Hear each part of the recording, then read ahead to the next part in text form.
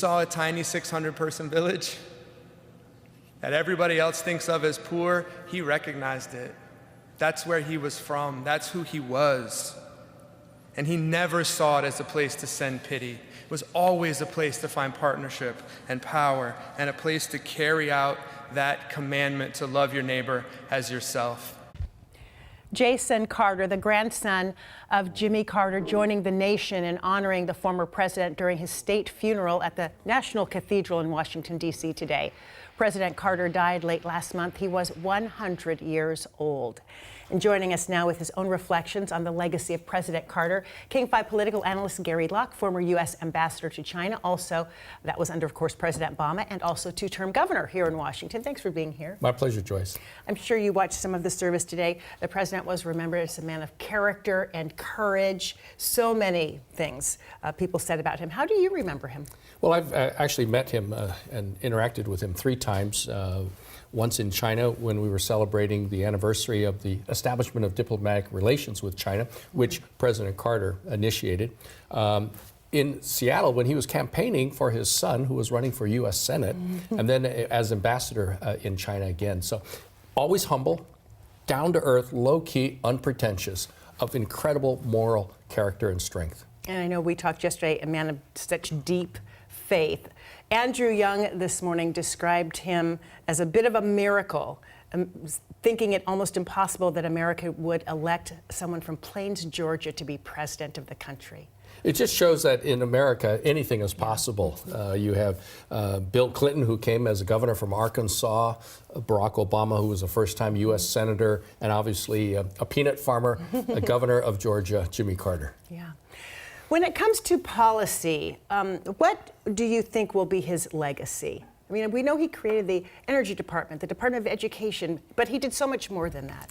Well, I think he was really ahead of his time in terms of focusing on renewable energy, solar energy.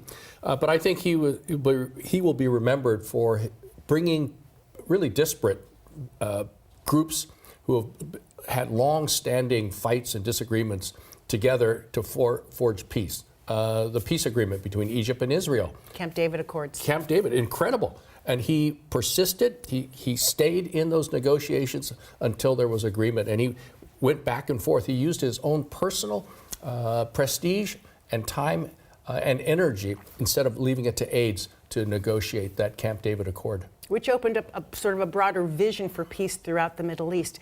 There's the Panama Canal, too, which has recently been in the news, because he, in terms of Latin America, created peace there by handing off the Panama Canal. Well, the Panama Canal is right through the middle of the country of Panama, and he really felt that since it was in their territory, it should belong to them.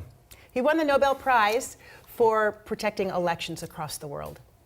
You know, he was really, it's an extension of his beliefs and values of integrity and honor. Making sure that elections all across the world, especially in developing countries, were conducted freely and fairly. So he spent his time as a monitor, but more than that, he also spent his time building houses for Habitat for Humanity, teaching Sunday school at his local church. He was so active in all of his years after his presidency.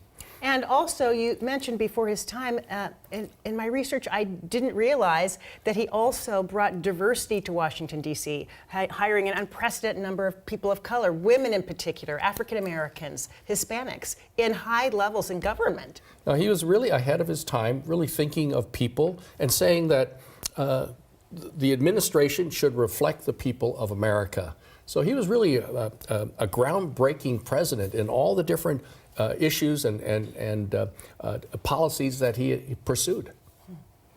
If you were going to, impossible to sum up his legacy in a sentence, what is it that we should take with us on a day where we're remembering the life and legacy of one of our presidents? Incredible honor, a man of great faith, of great moral conviction, and that's lacking in politics today. We need more people with that integrity and high sense of morality.